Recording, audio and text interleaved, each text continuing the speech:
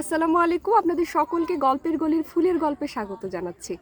1971 সালের 12 মার্চ আমার হাতে থাকা ফুলটিকে জাতীয় ফুল হিসেবে আখ্যায়িত করা হয় এবং জাতীয় ফুলের মর্যাদা দেওয়া হয়। আমার হাতে রয়েছে জাতীয় ফুল শাপলা ফুল।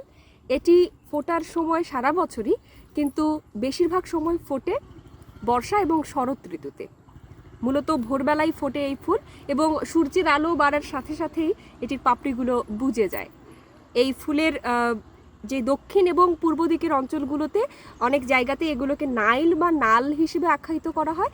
এবং যদি বাংলাদেশের কথা বলি, কোথায় কোথায় ফোটে এই মূলত ধান কাটা হয়ে যাবার পরে বদ্ধ যেই পানিগুলো রয়েছে সেখানে বেশি ফোটে। এছাড়াও খালে বিলে নদী নালাতেও দেখা যায় আমাদের জাতীয় ফুল শাপলা ফুলকে। এর যে পাতাটি রয়েছে সেটি গোল এবং সবুজ রঙের এবং নিচের দিকে কালো।